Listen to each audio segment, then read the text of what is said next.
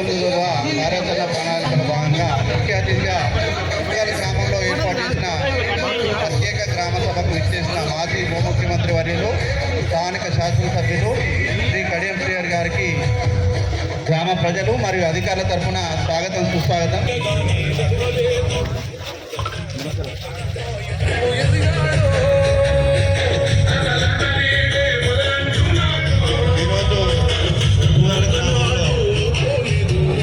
ఏర్పాటు చేసిన ప్రత్యేక గ్రామ సభకు విచ్చేసినటువంటి శ్రీ కడియం శ్రీహరి గారికి గ్రామ ప్రజలు అధికారుల తరఫున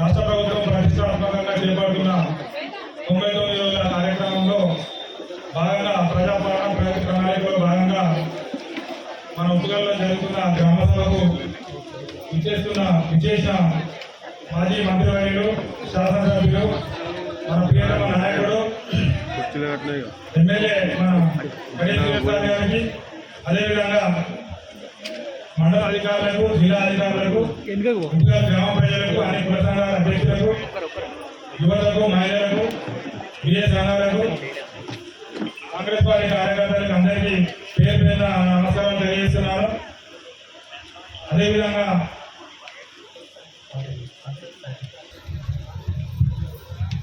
పాలకవర్గం వార్డు మెంబర్లు, ఉప సర్పంచ్ గారు సేవికి రావాలని కోరుకుంటున్నాను.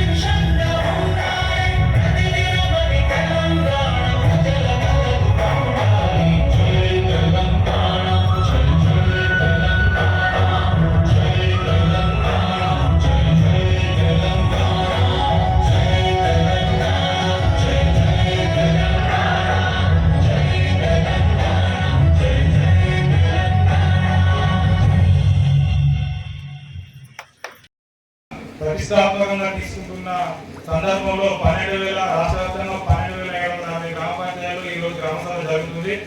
ఈ గ్రామ సభ అనగానే చాలా మంది ఈ పండుగలు ఆపాటి ఇప్పాడని ఒకరిద్దరు గొడవ చేయాలని నిన్నటి నుంచి చాలా ప్రయత్నాలు చేస్తున్నారు. నేను ఎస్ఐ గారితో కమ్యూనికేషన్లో ఉంటూ ఎక్కడెక్కడ ఏం జరుగుతుందో అన్ని గమనిస్తున్నారు. నాకేం తెలియదు, ఏదో అవుతుందని మీరు ఎస్ఐలు అనుకోవద్దు. ఎందుకంటే ప్రతిపక్షమైనా ప్రభుత్వమైనా పార్టీ ఉప్పుగా అభివృద్ధి కోసమే ఏ గ్రామంలో ఎవరైనా అదే చూస్తారు. మీరెవరైనా చెప్పాలనుకుంటే గడ్డరాజు గారికి ఛాన్స్ ఇచ్చినాం. సార్ కూడా చెప్పారు, ఆయన లొల్లి చేస్తారంటే లొల్లి చేస్తారు, ఆయన ఉండని అని చెప్పినాం. అదేవిధంగా మాట్లాడాడు. అదేవిధంగా సమస్యలు ఉంటే మీరు చెప్పవచ్చు అనే విధంగా ఈరోజు గ్రామ సభకు మీ అందరికీ కూడా చెప్తున్నా. ఇక్కడ నుండి కూడా గ్రామ సభ ఇలానే జరుగుతాయి. ఎవరైనా వాళ్ళకి నచ్చిన సమస్యలు ఏదైనా చెప్పండి. మనకు సార్ ఉన్నారు. ఇక్కడ వెళ్లి చేసి గొడవలు పెడితే అభివృద్ధి జరగదు. రీసెంట్గా కూడా 15 లక్షల రోడ్డు ఈజీఎస్ నిధులు వస్తే మన నాయనుల వాళ్ళ అక్కడ నుండి బొచ్చమ్మ గుడి కాడ నుంచి తోకక్కడ రోడ్డు జరిగితే దాని విషయంలో రోడ్డు రావాలంటారు. రోడ్డు వస్తే ఇటు అది అని గొడవ చేయడం జరిగింది. నేను అదే చెప్పిన, మీరు వద్దంటే వేరేకి వస్తా, ఇబ్బంది ఏం లేదు. 15 లక్షలు అంటే 300 మీటర్లు వస్తుందని చెప్పడం జరిగింది. ఇట్లాంటివి ఏమైనా ఉంటే నా దృష్టికి తీసుకురావాలి. నేను గెలిచి కూడా 100 రోజులు అవుతుంది. నాకు రాజకీయంగా భిక్ష పెట్టిన ఎమ్మెల్యే గారికి మీ నుంచి నేను ఏదైనా అడిగి అవసరం ఎమ్మెల్యే కాలు పట్టుకోవడానికి కానీ సిద్ధంగా ఉన్నా. 24 గంటలు మీ అందుబాటులో నేనుంటానా. ఎవరు చనిపోయినా ఆర్థికంగా ఏదైనా నష్టమైనా కూడా నా శాశక్తుల వరకు నేను ఇస్తున్నా.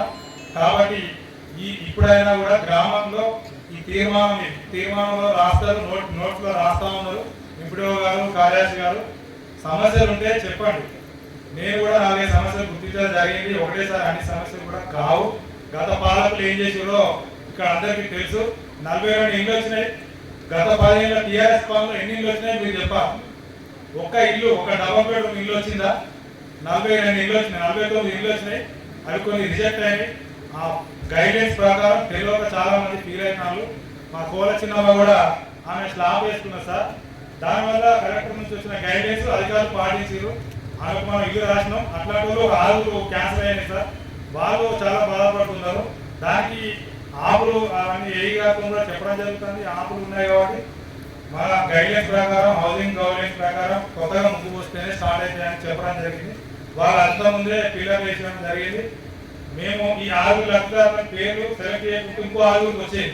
వీళ్ళకి రాలేదు. ఆ 6 ఇంకో 1 లక్ష రాకుండా జరిగింది. అది వాళ్ళు గుర్తించాలి. ఒకవేళ ఇప్పుడు వచ్చే నెక్స్ట్ మంత్లో కూడా వచ్చే ఇంట్లో కూడా అట్లాంటి ఏమైనా ఛాన్స్ ఉంటే మళ్ళీ పెట్టుకోవడానికి కూడా చెప్పినాం సార్. కావాలని ఇద్దరు ముగ్గురు బాగా చేయాలని చూస్తాను. అట్లాంటి వాటికి ఏం భయపడేం లేదు. మనమే తప్పు ఏం లేదు సార్. మేము పారదర్శకంగా మీరైతే నిజాయితీగా పనిచేస్తాలో మీ ఆధ్వర్యంలో, మీ నాయకత్వంలో, నేను మీ వయసులో సగం వయసు సార్, 35 ఇయర్స్ కంప్లీట్ సార్. నేను కూడా మీ నాయకత్వంలో మీలాగానే పనిచేయాలని కోరుకుంటున్నా సార్. అదేవిధంగానే పనిచేస్తానని తప్పు చేయను, తలవంచను. తప్పు చేస్తే మాత్రం తప్పకుండా క్షమాపణలో భయమో ఏదైనా ఉంటుంది సార్ నాకు.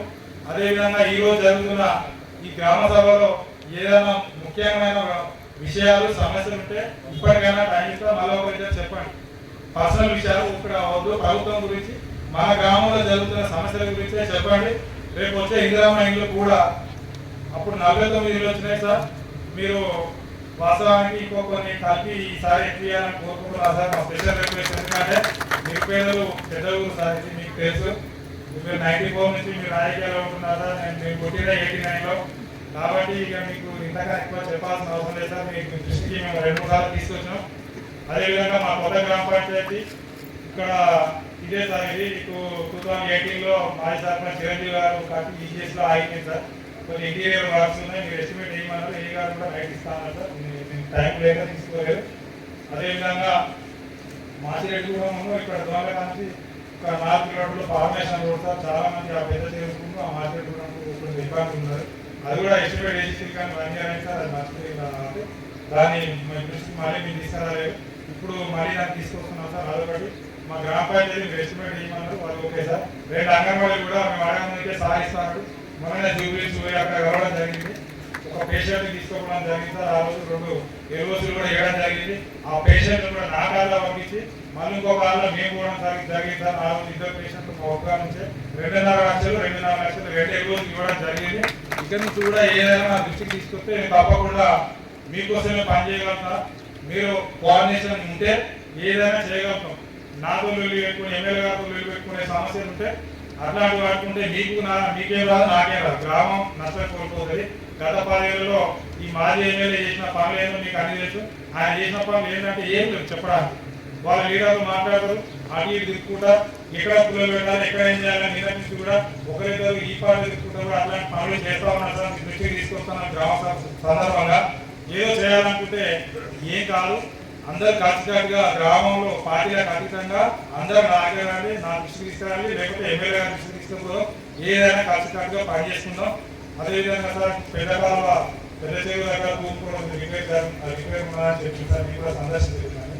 అదేవిధంగా పెద్ద కాలంలో కూడా దాన్ని ఆక్రమణకు ప్రయత్నం సార్. ఎందుకంటే రేపు పొద్దున మళ్ళా వర్షాలు వస్తే రేపు పొద్దున పంటలు నష్టం జరిగి మళ్ళీ రైతులే సార్. అది కూడా మీ దృష్టికి తీసుకొస్తున్నాను సార్. అదేవిధంగా ఇప్పుడు రాని చెప్పినట్టు అదొక మేజర్ ఇష్యూ అయితే ఉంది సార్. కాకపోతే బ్రిడ్జ్ నిర్మాణం పడిపోతుంది, అది ఎస్టిమేట్ ఎక్కువ కాస్ట్ అయితే వాళ్ళకి డబ్బులు లేవన్నారు. దాన్ని మేము తాత్కాలికంగానైనా దాన్ని కల్పనలో కానీ ఈజీస్లో కానీ మామూలుగా పైప్ లైన్ వేసుకొని దాని ఒక ఎస్టిమేట్ కూడా మేము అనుకుంటాం సార్. అంటే తక్కువ కాస్ట్ ఏమైనా అవసరం ఉంటే ఒక భూమి పెట్టారు సార్. ఉప్పు రిజర్వాయర్ అని పేరు లేదు సార్, నష్టం రిజర్వాయర్ ఉన్నది. అప్పుడున్న పాలకులు మాట్లాడాలి, ఇప్పుడు ఎవరో మాట్లాడారు.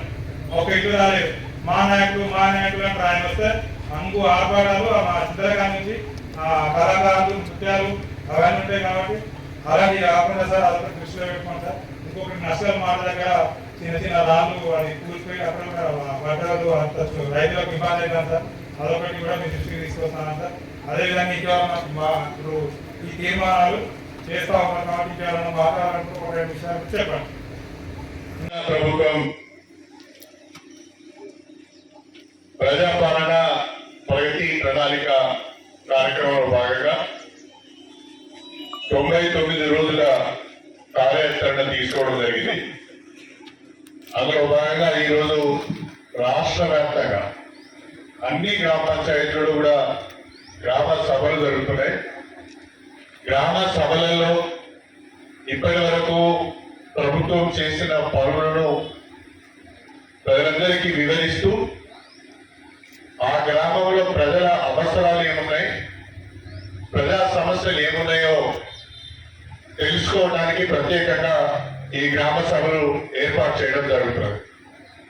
ఈ గ్రామ సభలు ఏర్పాటు చేసిన సందర్భంగా ఉపయోగ గ్రామానికి రావాలి, మీ అందరినీ ఒకసారి కలవాలి, మీ సమస్యలు తెలుసుకోవాలనే ఉద్దేశంతో నేను గ్రామానికి రావడం జరిగింది. గ్రామ సభలో పాల్గొంటున్న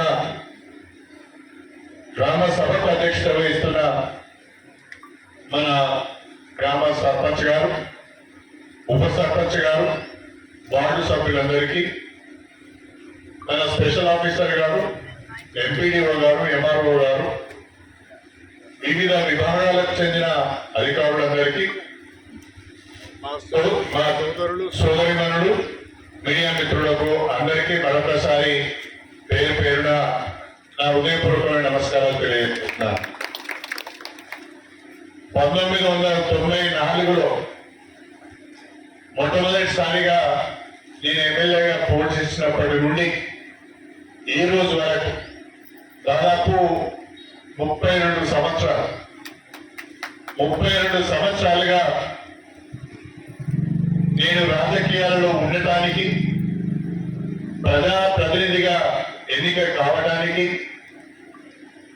మంత్రిగా ఉప ముఖ్యమంత్రిగా పనిచేసే అవకాశం రావడానికి మీ ఆశీర్వాదమే కారణమని చెప్పి నేను ఈ సందర్భంగా సవినయంగా తెలియజేస్తున్నాను.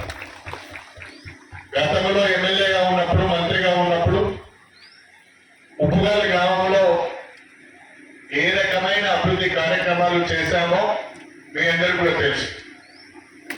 కాకపోతే సర్పంచ్ గారు 89లో పుట్టారు, నేను 94లో ఎమ్మెల్యే అయినా. అప్పుడు నేను చేసిన పనులు ఆయనకు 5 సంవత్సరాలు 10 సంవత్సరాలు పిలవాడే కాబట్టి తెలియకపోవచ్చు. కానీ ఇక్కడ చాలా మంది పెద్దవాళ్ళు ఉన్నారు, నాతో పనిచేసిన వాళ్ళు చాలా మంది కనిపిస్తున్నారు. ఆనాడు ఉప్పుగల్ గ్రామంలో మనం ఏ రకంగా అభివృద్ధి కార్యక్రమాలు చేశాం, ఏ రకంగా స్టేషన్ గన్పూర్ నుంచి ఉప్పుగల్ మీదుగా ఐనూరు వరకు ఈ రోడ్డును డబుల్ రోడ్ చేసుకున్నాం. ఆకేరు వాగు పైన చెక్ డ్యామ్ ఎట్లా కట్టుకున్నాం, ఆకేరు వాగు పైన బ్రిడ్జ్ ఎట్లా కట్టుకున్నాం. అదేవిధంగా గ్రామంలో దాదాపు 5-6 కులాలకు కమ్యూనిటీ హాల్స్ ఏ రకంగా కట్టుకున్నాం. మీ అందరికీ కూడా తెలిసిన విషయమే అని చెప్పి ఈ సందర్భంగా తెలియజేసుకుంటున్నాం. మళ్ళీ మొన్న 2023లో శాసనసభకు నేను పోటీ చేసినప్పుడు కడియం శ్రీహరి ఎమ్మెల్యేగా గెలిస్తే మన గ్రామాలు కొంత అభివృద్ధి జరుగుతాయనే ఒక నమ్మకంతో మీరందరూ నాకు ఓటేసి గెలిపించారు. మీ నమ్మకాన్ని నిలబెట్టుకునే విధంగానే నిజాయితీగా కష్టపడి పనిచేస్తున్నానని చెప్పి ఈ సందర్భంగా మీకు సవినయంగా తెలియజేసుకుంటున్నాను. రాష్ట్రంలో కాంగ్రెస్ ప్రభుత్వం ఏర్పడ్డది. ప్రభుత్వ సహకారం లేకుండా అభివృద్ధి కార్యక్రమాలు చేయలేమని భావించి రాష్ట్రంలో ఉన్న ముఖ్యమంత్రి రేవంత్ రెడ్డి గారితో ఉన్న పరిచయంతో సాన్నిధ్యంతో ఈరోజు కాంగ్రెస్ ప్రభుత్వంతో నేను కలిసి పనిచేయడం జరుగుతున్నది. కాంగ్రెస్ ప్రభుత్వంతో కలిసి పనిచేస్తున్నాం కాబట్టి మన ప్రియతమ ముఖ్యమంత్రి రాష్ట్రంలో ఎక్కడ లేని విధంగా మన నియోజకవర్గానికి అడిగిందే తడువుగా 100 కోట్ల రూపాయల నిధులు ఇస్తున్న విషయాన్ని మీ అందరి దృష్టికి తీసుకొస్తున్నారు. ఈరోజు గ్రామంలో మన గ్రామానికి సంబంధించి వాస్తవంగా నేను 50 ఇందిరమ్మ ఇల్లు ఇచ్చాను. కానీ అందులో వివిధ కారణాల వల్ల నిబంధనలకు అనుగుణంగా లేకపోవడం వల్ల కొన్ని ఇండ్లు రిజెక్ట్ అయినాయి. ప్రస్తుతం 41 ఇండ్లు నిర్మాణంలో ఉన్నాయి. 41 ఇందిరమ్మ ఇల్లు గ్రామంలో నిర్మాణం అవుతున్నాయి అంటే ఆ 41 ఇండ్లకు రాష్ట్ర ప్రభుత్వం పరంగా 2 కోట్ల రూపాయలు ఈ గ్రామానికి వస్తున్నాయి. అదేవిధంగా ఈ గ్రామంలో నేను ఎమ్మెల్యే అయిన తర్వాత దాదాపుగా 60 లక్షల రూపాయలు సిసి రోడ్లకు కానీ ఇతర అభివృద్ధి కార్యక్రమాలకు మంజూరు చేయడం జరిగింది. నా స్పెషల్ డెవలప్మెంట్ ఫండ్ నుండి ఎస్సిపి నుంచి ఎన్ఆర్ఈజిఎస్ కింద 60 లక్షల రూపాయలు ఈ గ్రామంలో సిసి రోడ్లు టేకప్ చేయడానికి మంజూరు ఇవ్వడం జరిగింది. ఇది కాకుండా మన గ్రామంలో రాష్ట్ర ప్రభుత్వం అమలు చేస్తున్న 6 గ్యారంటీల కింద ఇవాళ ఆర్టీసీలో ఉచిత బస్సు ప్రయాణం జరుగుతున్నది. గృహజ్యోతి ద్వారా పేదలందరికీ 200 యూనిట్ల వరకు కరెంటు వాడుకుంటున్న వాళ్ళందరికీ 0 బిల్స్ వస్తున్నాయి. దేశంలో ఎక్కడ లేని విధంగా ఇవాళ పేదవాళ్ళందరికీ సన్నబియ్యం వస్తున్నాయి. కడుపు నిండా తినే అవకాశం వచ్చింది. ఇందిరమ్మ ఇండ్లు వస్తున్నాయి. రైతు భరోసా వస్తున్నది. వానాకాలం పండించిన సన్నాలకు కూడా బోనస్ కూడా చెల్లించడం జరిగింది. రాష్ట్ర ప్రభుత్వం వాస్తవంగా అప్పుల ఊపిలో ఉన్నది. విపరీతమైన అప్పు ఇలా రాష్ట్ర ప్రభుత్వం పైన ఉన్నది. 8 లక్షల కోట్ల రూపాయల అప్పుకు మితి కడుతూ వాయిదాలు చెల్లిస్తూ కాంగ్రెస్ ప్రభుత్వంలో గత ప్రభుత్వం ప్రవేశపెట్టిన ఏ ఒక్క సంక్షేమ పథకాన్ని కూడా నిలిపివేయకుండా కొత్తగా 6 సంక్షేమ పథకాలకు అవకాశం ఇస్తూ పేదల సంక్షేమం కొరకు, మహిళా సంక్షేమం కొరకు, రైతు సంక్షేమం కొరకు ఈ ప్రభుత్వం పనిచేస్తున్న విషయాన్ని దయచేసి మీరందరూ గమనించాలని చెప్పి నేను కోరుతున్నా. రాజకీయాలు ఉంటాయి. ఒక ప్రభుత్వం పనిచేస్తే విమర్శించే వాళ్ళు ఉంటారు. మంచి పనిని కూడా తప్పుగా చూపించే వాళ్ళు ఉంటారు. ఇవాళ సన్నబియ్యం ఇస్తున్నాం. గ్రామాలలో 3,10,00,000 మందికి ఇవాళ సన్నబియ్యం వస్తున్నాయి. ప్రతి ఒక్కరు కడుపు నిండా అన్నం తినగలుగుతున్నారు. ఎవరైనా ఆలోచించిలా సన్నబియ్యం ఇవ్వాలని? కాంగ్రెస్ ప్రభుత్వం వచ్చిన తర్వాత పేదలకు కడుపు నిండా అన్నం పెట్టాలని సన్నబియ్యం ఇస్తున్నాం. ఆనాడు వ్యవసాయానికి ఉచితంగా కరెంట్ ఇచ్చినాం, ఇప్పుడు కూడా ఇస్తున్నాం. కానీ పేదవాళ్ళు ఇంటి అవసరాలకు వాడుకునే కరెంటు, ఒక ఫ్యాను, ఒక బల్బు, ఒక చిన్న టీవీ పెట్టుకుంటే నెలకు 500-600 నుంచి 1000 రూపాయల కరెంటు బిల్లు కట్టవలసి వచ్చేది. ఆ కరెంటు బిల్లు కట్టలేక కరెంటు తీసేసేవాళ్ళు. కానీ వాళ్ళ 200 యూనిట్ల వరకు ఇంటి అవసరాలకు కూడా ఉచితంగా కరెంట్ ఇస్తున్న ప్రభుత్వం మన తెలంగాణ ప్రభుత్వం అని చెప్పి నేను మీ అందరికి సవినయంగా తెలియజేసుకుంటున్నా. చేసిన మంచి పనిని కూడా గుర్తించాలి. చేసిన చెడును కూడా ఎట్లయితే విమర్శిస్తామో చేసిన మంచి పనులు కూడా గుర్తించే ప్రయత్నం చేయాలని చెప్పి నేను మీ అందరికి సవినయంగా తెలియజేసుకుంటున్నా. ఇవాళ ఉప్పుగోలు గ్రామంలో చాలా సంవత్సరాల నుంచి పంచాయతీ ఈ రకంగానే పెండింగ్ లో ఉన్నది. నేను ఎమ్మెల్యే కాగానే చెప్పాను, ఇది ఎవరి కట్టిల్లో ఎట్ల కట్టిల్లో తెలియదు కానీ ఇది ఇమీడియట్ గా ఎస్టిమేట్ చేయండి.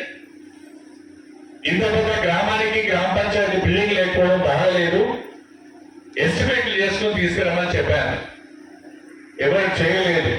మొన్న ఈ సర్పంచ్ గారి ఎన్నికైన కూడా చెప్పాను, ఆ గ్రామ పంచాయతీ బిల్డింగ్ ఎస్టిమేట్ చేయించండి, ఇమీడియట్ గా మంజూరు ఇస్తానని.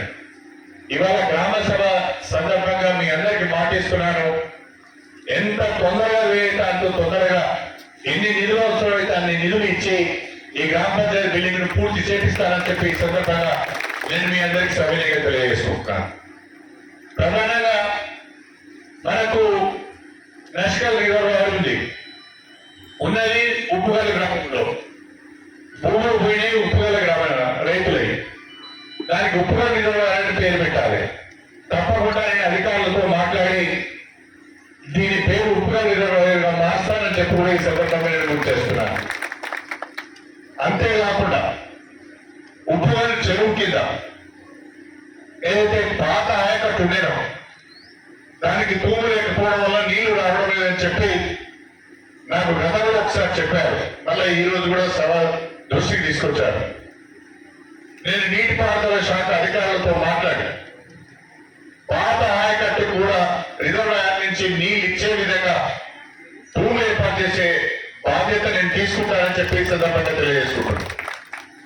కాకపోతే ఆకేరు వాగు మీద ఇటువైపు నుంచి అటువైపు బ్రిడ్జి కావాలన్నారు. అదంతా సులువుగా అయ్యే పని కాదు. చెప్పడానికి చెప్పొచ్చు కానీ అంత ఈజీ అయ్యే పని కాదు. దానికి కిందనే ఇంకొక బ్రిడ్జి ఉన్నది, 100 మీటర్ల పైన ఇంకొకటి కట్టుకుంటున్నారు. ప్రభుత్వం దానికి ఒప్పుకోదు.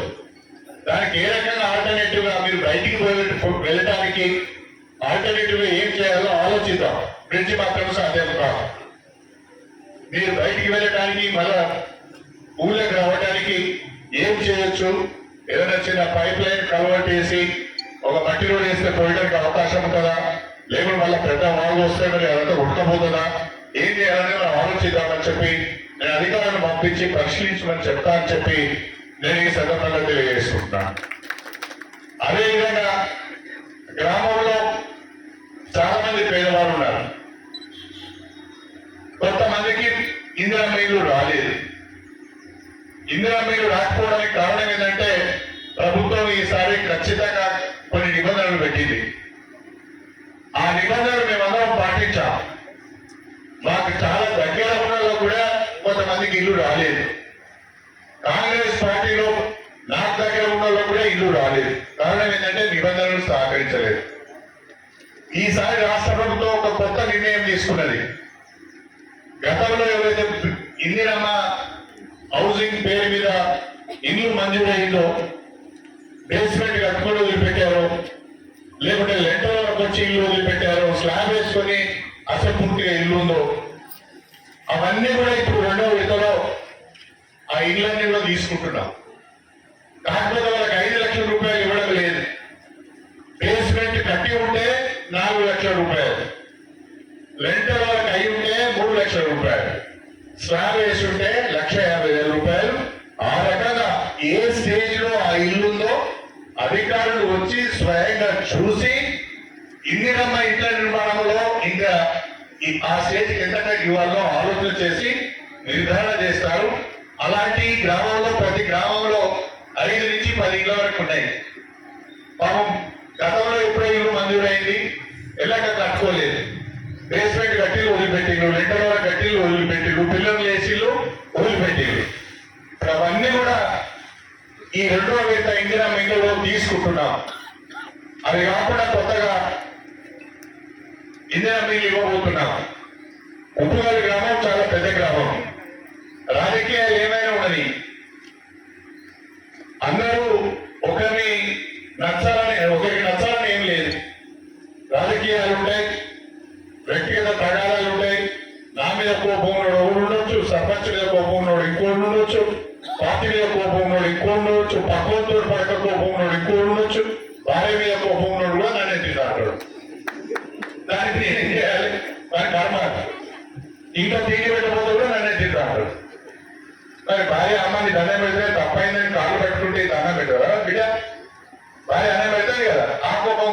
ఆగి నా మీద తింటాడు. అవన్నీ పట్టించుకోవాల్సిన అవసరం లేదు. ఉప్పుగారు పెద్ద గ్రామం కాబట్టి మళ్ళీ ఈ గ్రామానికి ఈ 2వ విడత ఇందిరా మిల్లులో 50 ఇందిరా మిల్లు ఇస్తారని చెప్పి నేను ఈ సందర్భంగా తెలియజేస్తున్నాను. ఆ 50 మందిని కూడా ఇల్లు లేని వాళ్ళని చూడండి, ప్రభుత్వం ఇచ్చే నిబంధనల ప్రకారం ఉన్న వాళ్ళని చూడండి. మన కాంగ్రెస్ పార్టీనా, బీఆర్ఎస్ పార్టీనా, కమ్యూనిస్ట్ పార్టీనా అనేది కాకుండా అధికారులే స్వయంగా లబ్ధిదారులను ఎంపిక చేస్తారు. మన ఇందిరా మిల్లులో కూడా అధికారులే ఊరు తిరిగి ఇల్లు తిరిగి లబ్ధిదారులను ఎంపిక చేసింది. అందులో L1, L2, L3 అని పెట్టారు. L1 లో ఉన్న వాళ్ళకే మనం ఇచ్చుకోవడానికి వీలైంది. L2లకు L3లకు నాకు దగ్గరనే ఇచ్చుకునే పరిస్థితి లేదు. మనమందరం కూడా నిబంధనలు పాటిస్తేనే పేదవాళ్ళకి న్యాయం జరుగుతుంది. సంతోషకరమైన విషయం ఏంటంటే మొత్తం తెలంగాణ రాష్ట్రంలో పెద్ద సంఖ్యలో వేగంగా ఇళ్ల నిర్మాణం జరుగుతున్న నియోజకవర్గం స్టేషన్ గన్పూర్ నియోజకవర్గం అని చెప్పి ఈ సందర్భంగా తెలియజేస్తున్నాను. ఈ రోజు కూడా సాయంకాలం సమీక్ష పెట్టుకున్నాను. ఇది పేద వర్గాలకు సంబంధించింది కాబట్టి ఇళ్ల నిర్మాణం తొందరగా జరగాలి. వర్షాకాలం లోపు, రేపు చినుకులు పడే లోపు మా వాళ్ళు ఇళ్లలో పోవాలి, మా ఆడబిడ్డలు మా బిడ్డలు ఇళ్లలో పోవాలనేది నా తపన. అందుకొరకే కొంచెం మేము తొందర పెడుతున్నాం. ఎట్టి పరిస్థితుల్లో ఏప్రిల్ చివరి వరకు మొదటి విడత ఇల్లు మంజూరు అందరూ కూడా ఇల్లు పూర్తి చేసుకోవాలి, గృహప్రవేశాలు చేసుకోవాలి. చినుకులు పడకముందే మీరు కొత్త ఇళ్లలో పోవాలి. కొంత అప్పు సప్పు అవుతుంది. ప్రభుత్వం ఇచ్చిన 5 లక్షలతో ఇల్లు అయితే లేదు, వాస్తవమే. మనం కష్టపడాలి. భార్య భర్తలు పిల్లలు కూడా కష్టపడి కూలి పని చేయాలి ఇంటి కొరకు. అవి ఒక 60,000 TGS కింద వస్తాయి. అవి కాకుండా కూడా ఒక ఇల్లు ఒక 450 SFT 500 SFT ఇల్లు కావాలి అంటే దాదాపు 7.5 లక్షల నుంచి 8 లక్షలు అవుతారు. మనందరం కష్టపడక కూడా. కాకపోతే చాలా మంది అప్పు సప్పు చేసైనా ఇల్లు కట్టుకుంటున్నారు, ఎందుకంటే ఇల్లు అనేది ఉండాలి అని. దయచేసి మీ అందరినీ కోరుతున్నా, దేశంలో ఎక్కడ లేని విధంగా తెలంగాణ రాష్ట్రంలో 4,50,000 ఇందిరా మిల్లు కడుతున్నాం. వీటి నిర్మాణానికి 22,500 కోట్ల రూపాయలు ఖర్చు పెడుతున్నాం. సామాన్యమైన మాట కాదు. గత ప్రభుత్వం చాలా మాటలు చెప్పింది డబుల్ బెడ్రూమ్ ఇల్లు అని. ఇంతకుముందు సర్పంచ్ గారు చెప్తున్నారు మా ఊరికి ఒక్క ఇల్లు రాలేదని. పని చేయని వాడే మాటలు ఎక్కువ మాట్లాడుతుంటాడు. ఎక్కడ పడితే అక్కడే ఏ చిన్న విషయంలో ఏ చిన్న పనిలో కూడా అవినీతికి పాల్పడే వాడే ఎక్కువ మాటలు మాట్లాడుతాడు. దళిత బంధు కూడా అమ్ముకున్నారు మాట్లాడతాను. ఏం చెప్పాలి? దళితుల అభివృద్ధి కొరకు తీసుకొచ్చిన దళిత బంధు ఇవ్వడానికి ఒక్కొక్కరి దగ్గర 2 లక్షల రూపాయలు తీసుకున్నారు. దళిత బంధు అమ్ముకున్న వాళ్ళు ఇవాళ పెద్ద పెద్ద మాటలు మాట్లాడుతున్నారు. కాస్తంతైనా సిగ్గుండాలి మాట్లాడాలి. ఇక ఉప్పుగల్ గ్రామంలో గ్రామ సభలో మాట్లాడుతున్నాను నేను. నేనంటే పడని వాళ్ళు కూడా చాలా మంది ఉంటారు. ఏ ఒక్కరైనా ఏనాడైనా కడియం శ్రీహరి మా దగ్గర పని ఇప్పిస్తానో, లోన్ ఇప్పిస్తానో, పథకం ఇప్పిస్తానో ఒక 10,000 రూపాయలు తీసుకోవడానికి నేను చెప్పండి. ఊళ్ళే ఇంతమంది ఉన్నారు కదా, పనికిరాని మాటలు మాట్లాడేవాళ్ళు చాలా మంది ఉన్నారు కదా. ఏ ఒక్కరైనా కడియం శ్రీహరి పలానా పనికి పలానా వ్యక్తి దగ్గర డబ్బులు తీసుకున్నాడు అని ఒకరు చెప్పండి. నేను ఇవ్వడమే తప్ప, ఎవరైనా కష్టాలు ఉంటే 5,000 10,000 నేను ఇవ్వడమే తప్ప నేను ఎవరి దగ్గర తీసుకున్న దాఖలాలు లేవు అని చెప్పి ఈ సందర్భంగా తెలియజేసుకో. నేను ఇచ్చిన అవకాశంతో నియోజకవర్గాన్ని అభివృద్ధి చేయాలనే తప్పనే తప్ప, అది కూడా నిజాయితీగా పనిచేయాలనే ఆలోచనే తప్ప, సంకల్పమే తప్ప మిమ్మల్ని మోసం చేయాలనే ఆలోచన లేదు అని చెప్పి నేను ఈ సందర్భంగా తెలియజేసుకుంటున్నాను. దయచేసి ఉప్పుగల్ గ్రామం చాలా పెద్ద గ్రామం.